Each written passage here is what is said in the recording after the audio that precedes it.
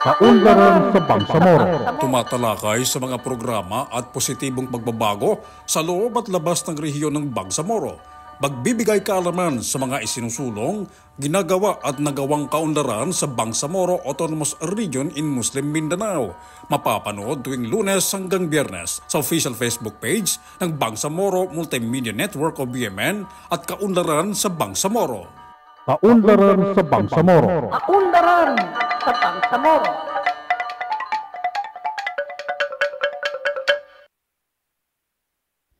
Assalamualaikum warahmatullahi ta'ala jami'an wa barakatuh. Siyempre magandang hapon po sa lahat ng ating mga minamahal na mga Bangsamoro, no? Ang ating pagbati ng magandang hapon sa ating mga kapatirang settlers communities, no?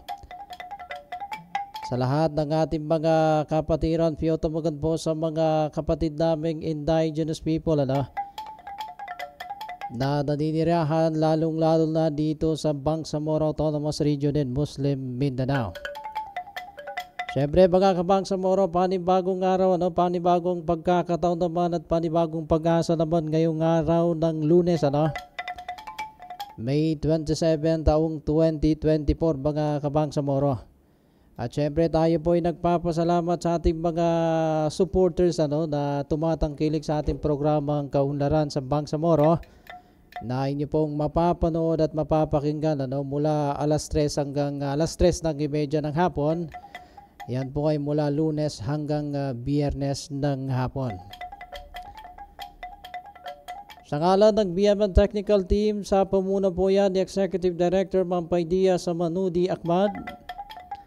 At ang ating mga kagabayan sa technical control, si Ustad Mohamedin Gumaga Sulaiman at Sir Hasanuddin Singgon. At pinapasalamatan din po natin mga kabangsamorong one of the sponsor ng ating programa, ang Peace, Security and Reconciliation Office of PSRO under the Office of the Chief Minister Ahud Balawag Ibrahim.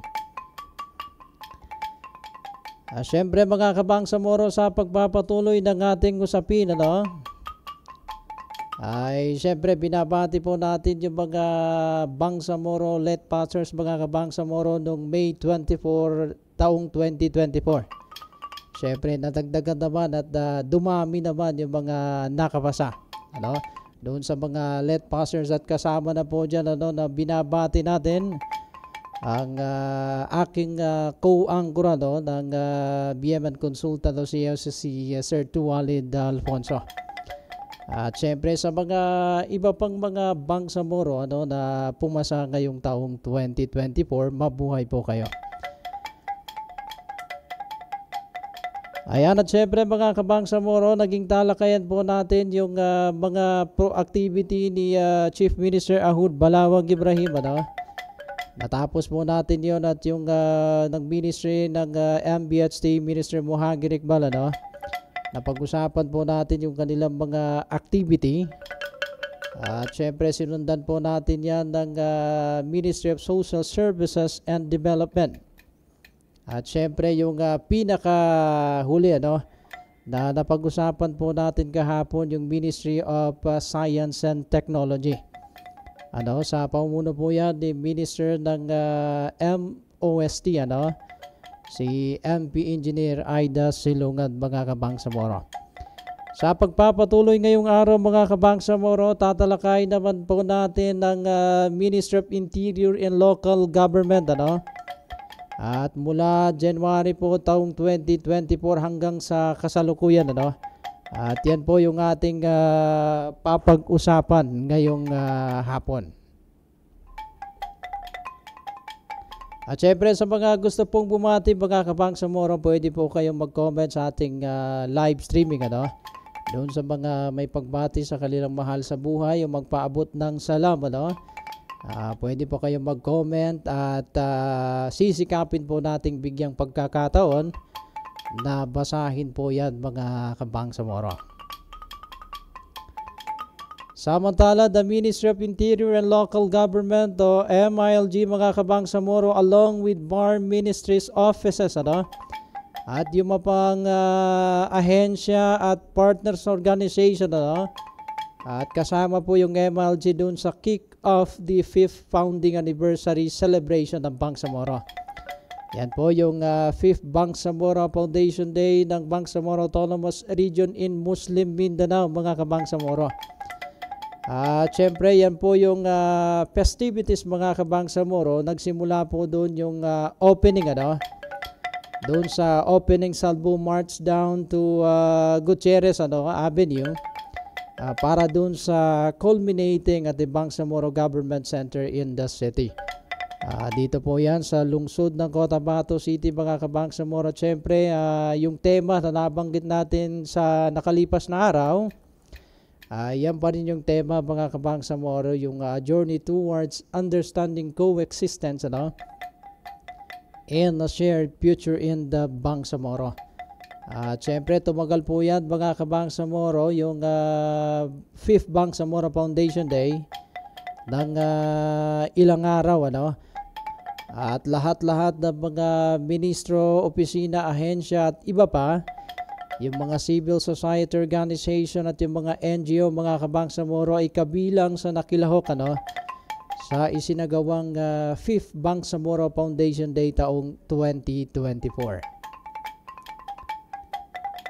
At syempre, kabilang doon, mga kabangsamoro, sa mensahe ni Chief Minister Ahud Balawag Ibrahim, at ito'y palaging kanyang binibigyang diin, mga kabangsamoro, na siya ay nagpapasalamat, yung kanyang taus-pusong pasasalamat dun sa mga Bangsamoro Mujahideen for their sacrifice, So, lahat na po tayo, yung mga Mujahideen, yung mga veteran Mujahideen na mga mamamayang Bangsamoro, na nagsakripisyo para sa ikabubuti at para sa kapayapaan, para makamit yung tinatawag natin na everlasting peace dito sa Bangsamoro Autonomous Region in Muslim Mindanao.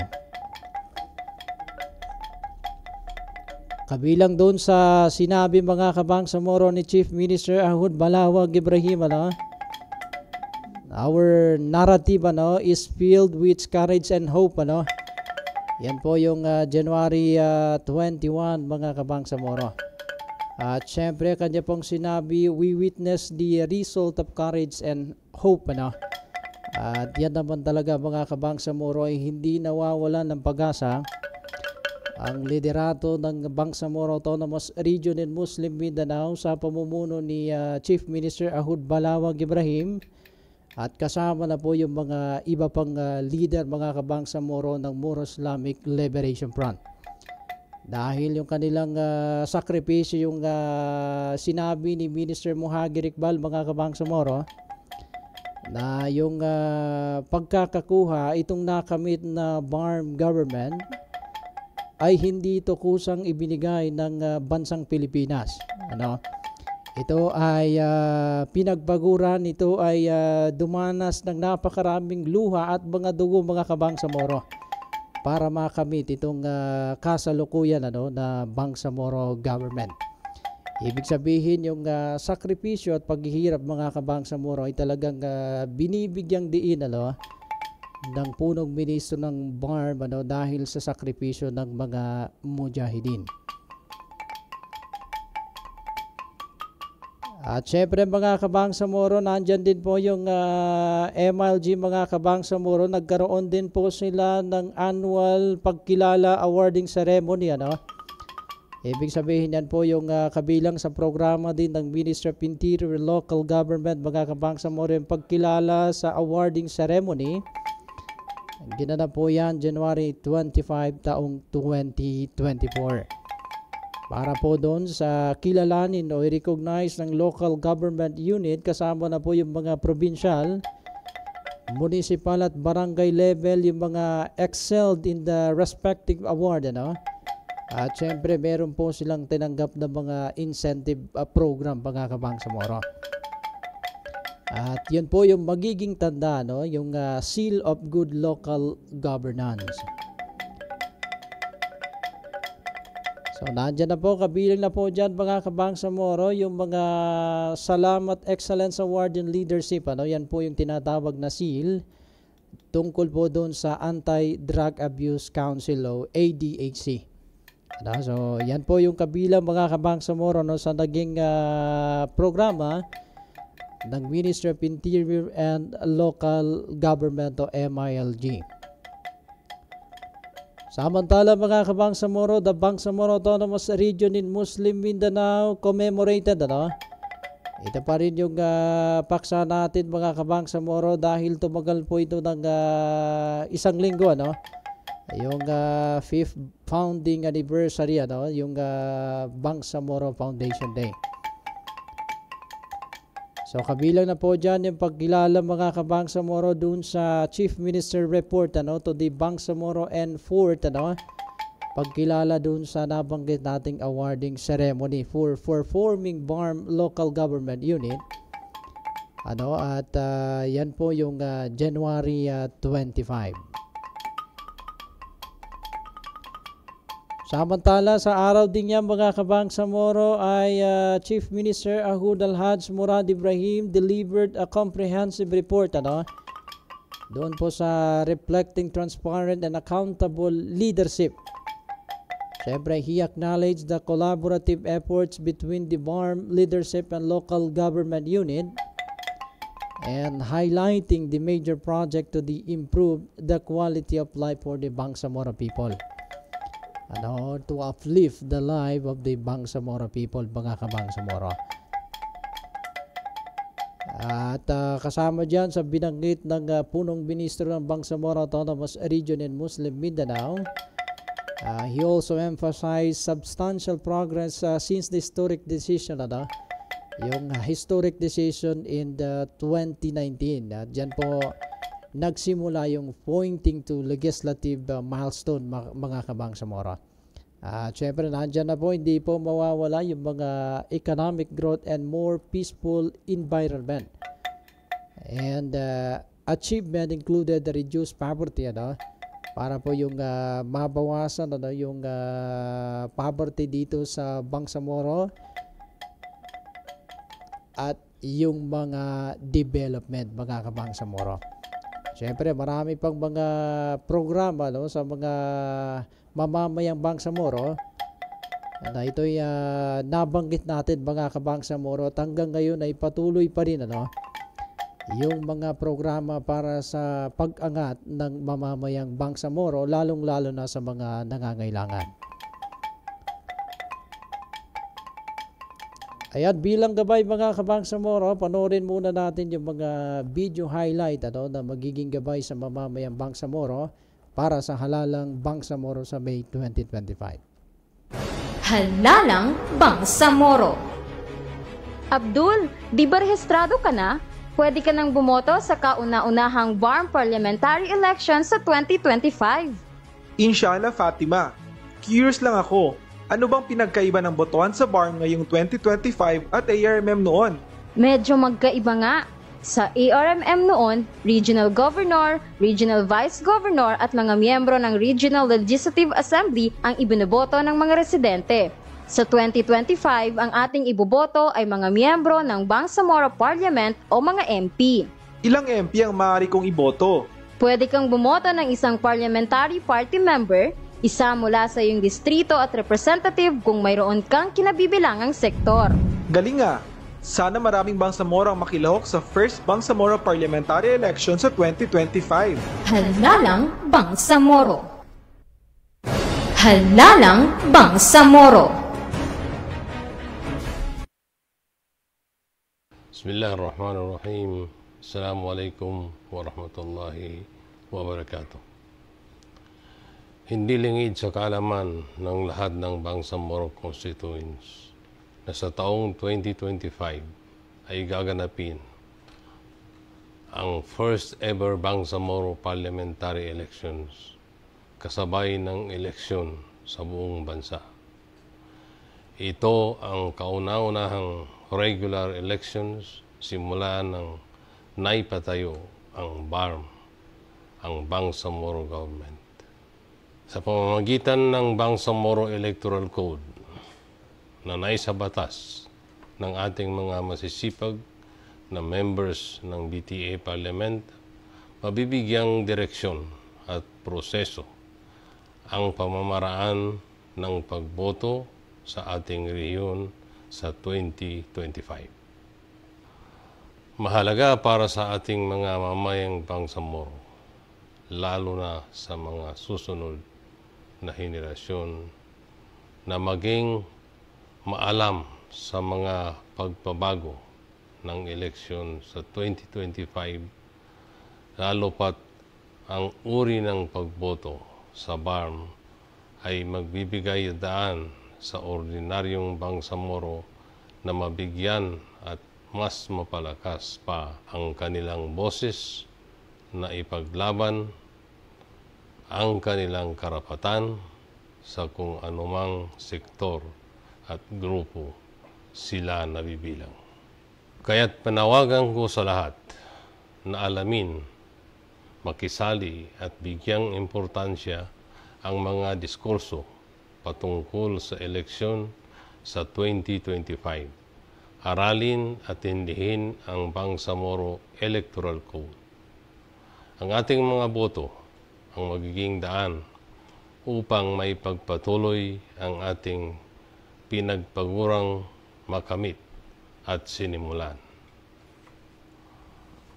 Nasa inyong mga desisyon at sa mga boto ang magiging tulay sa tuloy-tuloy na pag-unlad ng ating pinagpalang Bangsamoro Region. Wabillahi taufiq wal hidayah. Wassalamualaikum warahmatullahi wabarakatuh. Halalang Bangsamoro. Yan po mga kabangsamoro, yung usapin sa halalang Bangsamoro. Sa puntong ito mga kabangsamoro, magko-commercial break muna tayo at sa ating pagbabalik ating pong ipagpapatuloy ang ating usapin. Ako'y magbabalik makalipas ang ilang sandali.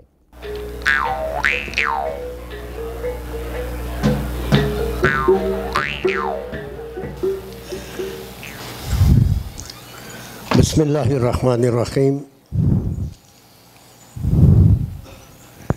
My courtesies and respect to Honorable Antonio Lagdameo Jr., sir.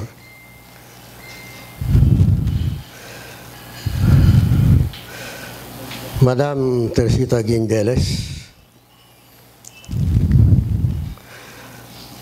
Honorable Secretary Carlito Galvez Jr.,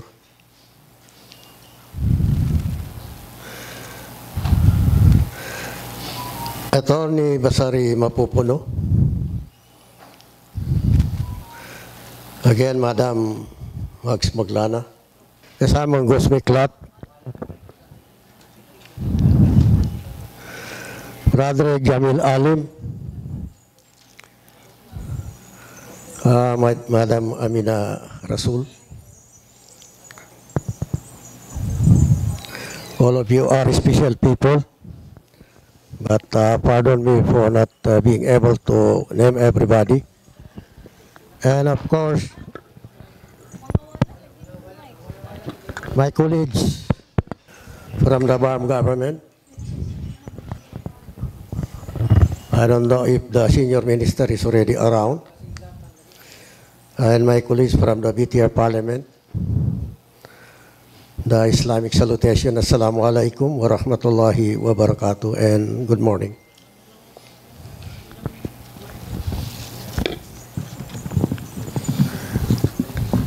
And of course, before I proceed, the Honorable Bert Kenders and Madam Hiba Casas, again, Assalamu alaikum wa rahmatullahi wa barakatuh.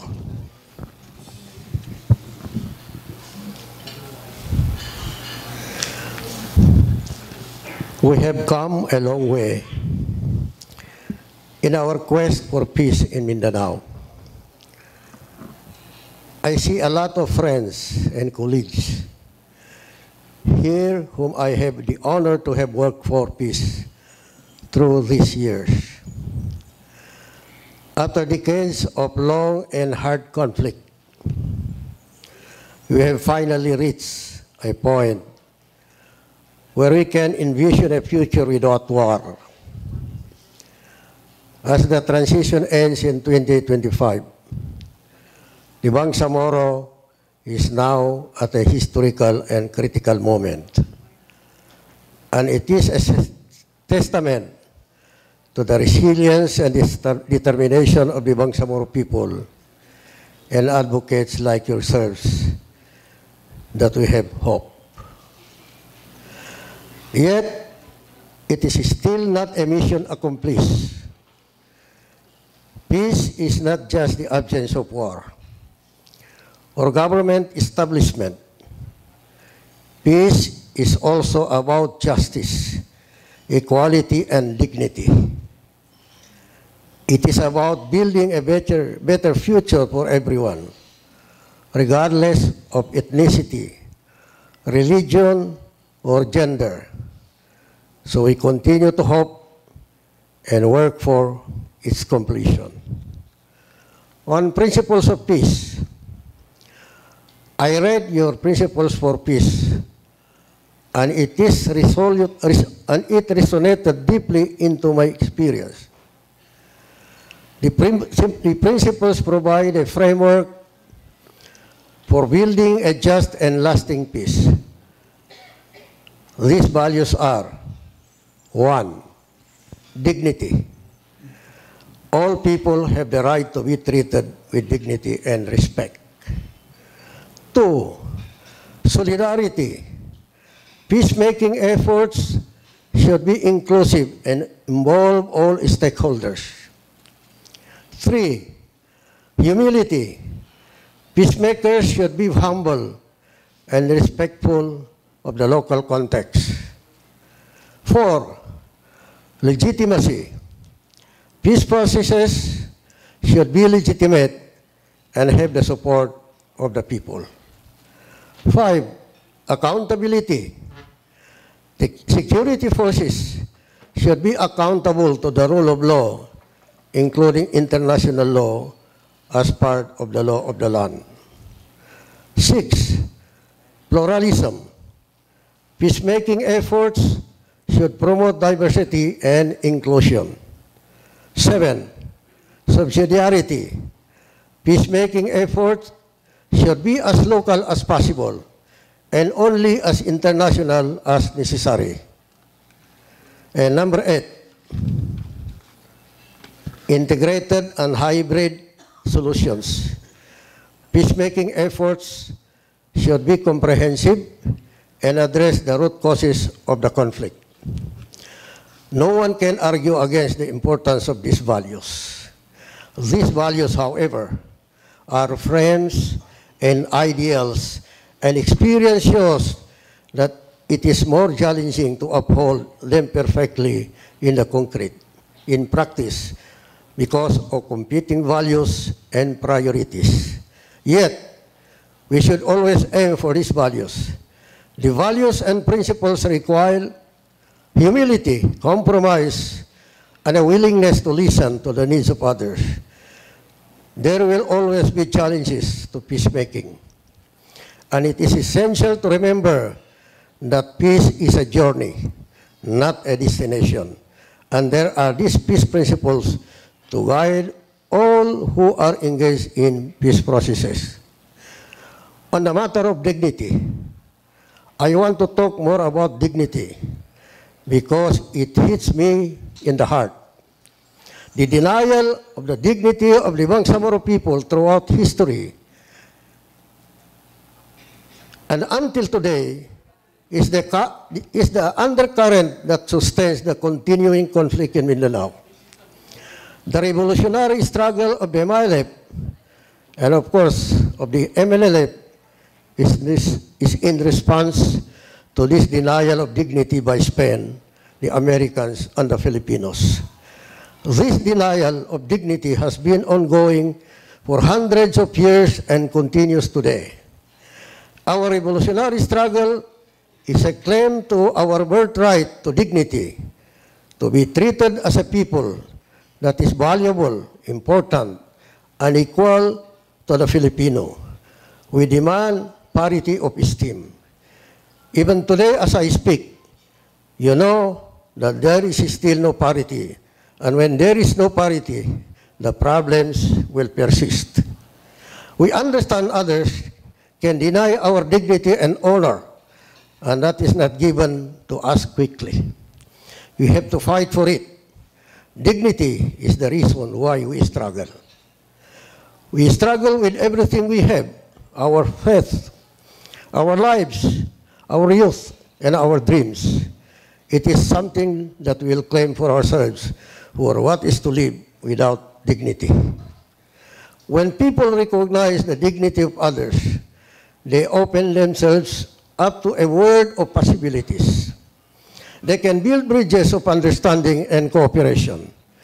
They can create a society where everyone can reach their full potential. But when people deny the dignity of others, as they have done to the Bangsamoro people for hundreds of years, they sow the seeds of division and conflict. The solution to the problem in Mindanao is not just decommissioning arms and armies, putting resources in the bigger bowls of socioeconomic programs, or establishing the BARM regional government. The solution requires transitional justice and reconciliation, accountable policing, amnesty, and others. This is why we insist that the parties fulfill the other components of the normalization before completing the decommissioning process. The solution requires a grander goal, nothing less than recognizing the Bangsamoro people as equal and parity with the Filipino people. It is not difficult to see the benefits of parity between the Bangsamoro and the Filipinos. First, promote peace and understanding. Dignity and parity can create an atmosphere of trust and cooperation. This can help to prevent conflict and promote peace in the region, especially against armed extremists. Two, enhance equality and opportunity. We can create a society where everyone can succeed. This means no one is excluded from the benefits of society based on the race, religion, gender, or social status. Three, protect human rights. We protect human rights. This means that we will not tolerate discrimination, violence, or exploitation. Let me offer you a concept that is very close to our hearts and might provoke an insight into what dignity means for us, the Bangsamoro. I'm referring to the concept of maratabat. Maratabat is a concept deeply ingrained in our culture. Other cultures, particularly in Southeast Asia, have maratabat. Maratabat is often misunderstood and misrepresented in popular perception, common translated as valor or honor. Maratabat is typically associated with revenge, conflict, and violence. However, this common perception is wrong, or does not cover the entire picture, as it overlooks the value of maratabat to be a force for good and contribute to peace-building efforts within society. Maratabat is dignity, and in itself, it is an honor system. Sometimes it is hierarchical. As you know, maratabat is the value that has strengthened and sustained the Bangsamoro for hundreds of years. Maratabat made us fight the colonizers, the Spaniards, the United States, and in the beginning, the nascent Filipino government. Maratabat is the reason why we remain unconquered and why we continue our struggle today. Without maratabat, the Bangsamoro would have surrendered to the colonizers long time ago. Thus, while public perception only looks at maratabat at the level of individual or family dignity and honor, maratabat is, first and foremost, a framework for social order, cohesion, and action in many of our communities. Maratabat provides individuals with a sense of identity, belonging, and purpose within their social structures. By adhering to the principles of Maratabat, individuals are motivated to conduct themselves in a ways that align with the values and norms of our society, promoting social harmony and stability. This adherence to Maratabat can instill a sense of accountability and responsibility as individuals strive to maintain their honor and reputation within their communities. Moreover, Maratabat, when properly understood and channeled, can also facilitate conflict resolution and promote peace. Disputes and conflicts often arise due to the perceived threats to one's honor or dignity. By recognizing and acknowledging the importance of Maratabat, mediation and negotiation processes can be developed that consider the restoration of honor and the resolution of grievances. This approach enables the parties involved in conflicts to find common ground and reach mutually beneficial resolutions, fostering reconciliation and reducing the likelihood of future violence. Furthermore, Maratabat can be a catalyst for positive social change and development. Communities can uphold the values of Maratabat, prioritize collective well-being and the betterment of society.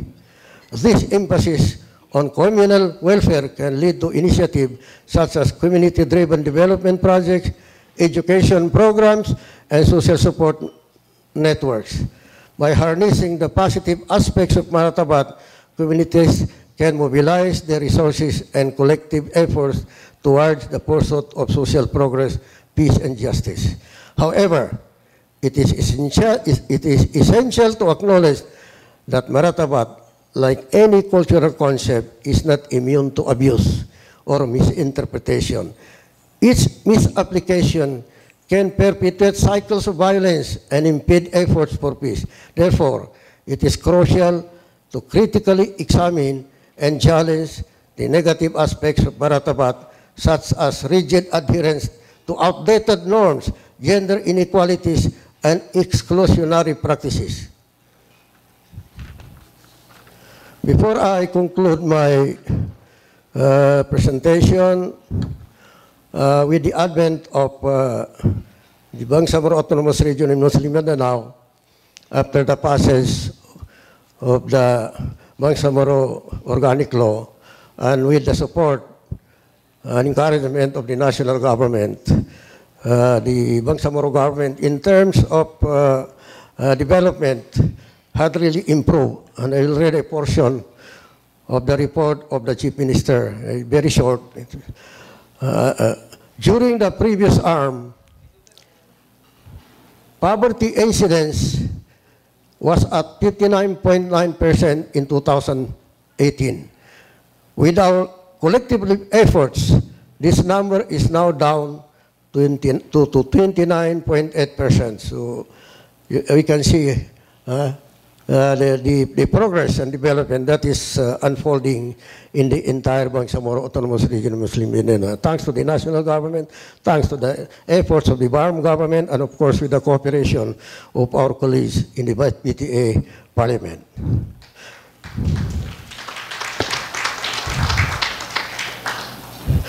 To end, I say this with all dreams and hopes and experience. Dignity and parity of esteem are the foundation of a peaceful and equitable society. It is the bedrock of a just and lasting peace. Please continue to work with us for peace in Bangsamoro. Together, we can build a future where everyone can live in security, prosperity, and more importantly, peace with dignity. Maraming salamat, mabuhay ang Bangsamoro, mabuhay ang Pilipino.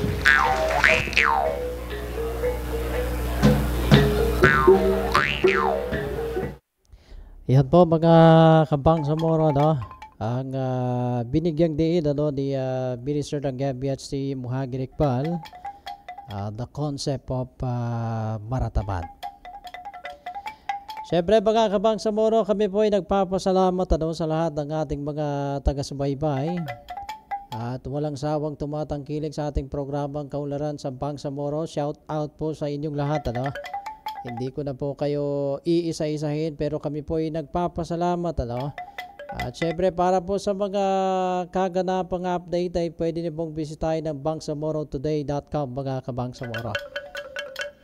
Sa ngalan ng BMN CEO Sir Tuwalid Alfonso, Executive Director Mampay Diaz sa Manudi Ahmad, at syempre ang ating mga kagapay sa technical control, sa ating mga gwapong sa technical side, si Sir Hasanuddin Singgon at Ustad Muhammadin Gumaga Sulaiman. Gwapo ang kanilang pagsisikap mga kabangsamoro. Ang ating BMN researcher si Ma'am Sahara Saban at si Ma'am Hasna Bacol. Sa lahat ng sumusuporta at bumubo sa ating programang Kaunlaran sa Bangsamoro, maraming salamat sa inyong lahat.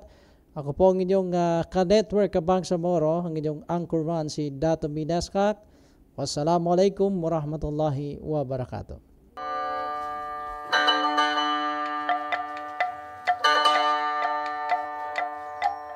Kaunlaran sa Bangsamoro. Tumatalakay sa mga programa at positibong pagbabago sa loob at labas ng rehiyon ng Bangsamoro. Magbibigay kaalaman sa mga isinusulong, ginagawa at nagawang kaunlaran sa Bangsamoro Autonomous Region in Muslim Mindanao. Mapapanood tuwing Lunes hanggang Biyernes sa official Facebook page ng Bangsamoro Multimedia Network o BMN at Kaunlaran sa Bangsamoro. Kaunlaran sa Bangsamoro. Kaunlaran sa Bangsamoro.